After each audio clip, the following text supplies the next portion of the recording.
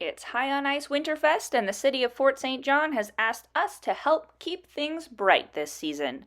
Ice luminaries are really simple to make, really beautiful, and these ones have a special twist that lets us hang them from a tree. Your kit includes everything you need to make 2 hanging ice lanterns. The blue plastic cup will form the outside of the lantern, and we removed the foot from a plastic water goblet. It's now just the right size to rest inside, with the stem resting on the bottom of the cup.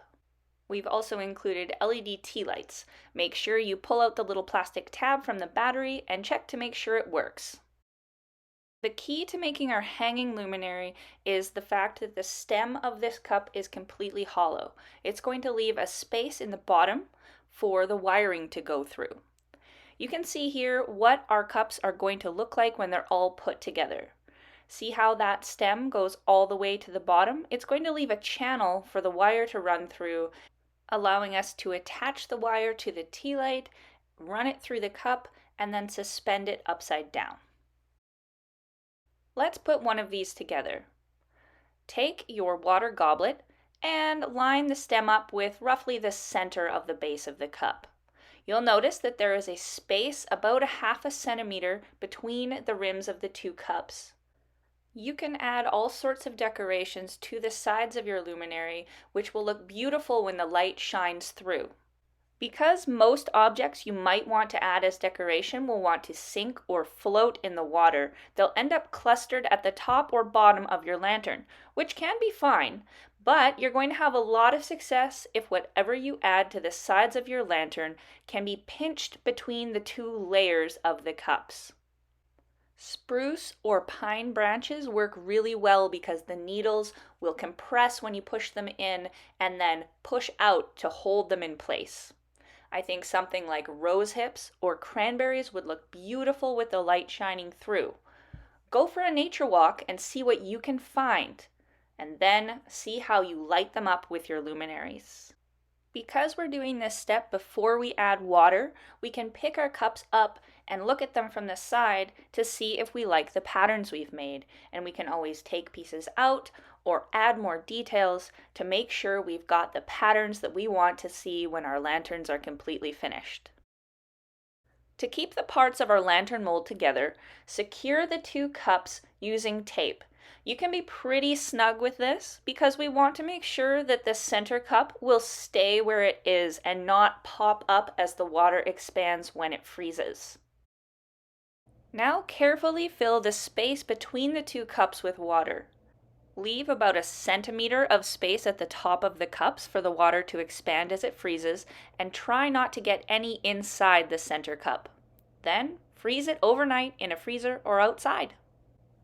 Let's take a look at our luminaries and see what they look like. Oh, that is going to look awesome. We've used citrus slices in one and spruce branches in the other.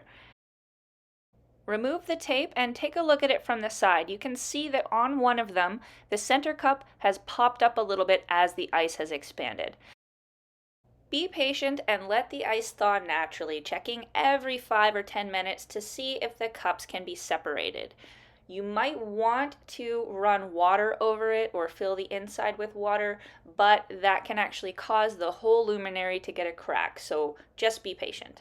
That looks gorgeous. Let's flip it over. Be very patient with this part. Make sure you're not forcing anything. Wait until it can come out just by pressing gently on the bottom. And there you go. That is going to look really, really cool with the light shining through. And let's see what our second one looks like. Well, actually notice with this one, because I added the orange slices, the citric acid has caused a different crystal formation, so it actually feels and looks a little different than the one with just the spruce. Because the interior cup has popped up a little bit as the ice expanded when it froze, we do need to open up that little channel for our wire. And we're going to do that very easily by putting a screwdriver or a nail in some warm water and simply lining it up with where that hole is. You're not going to use a lot of force to push that in. You're not trying to chisel it open. Just let the warmth and gravity do the work for you. Now let's get your lantern ready to hang outside. Fold your piece of wire in half and wrap around the flame of the LED candle. Just as a note, this is not going to work with a real candle, so please don't try that. You are going to wrap your wires around the side of the LED candle and then secure them with tape. If you use a bright yellow tape like mine, you will be able to see it through the ice of your lantern. However, that's not really going to be visible at night, so any type of tape will do. Now gather the two ends of your wire together and pass them through the center of your lantern and through that hole. They should come up together and then give them a good twist, forming a strong loop to hang your lantern outside. You'll now be ready to take it outside and hang it on your favorite tree. Look at that.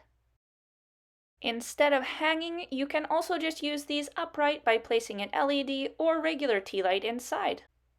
The Fort St. John Public Library wants to thank the City of Fort St. John for inviting us to take part in High on Ice Winterfest. We hope everyone has a fun and bright Family Day weekend.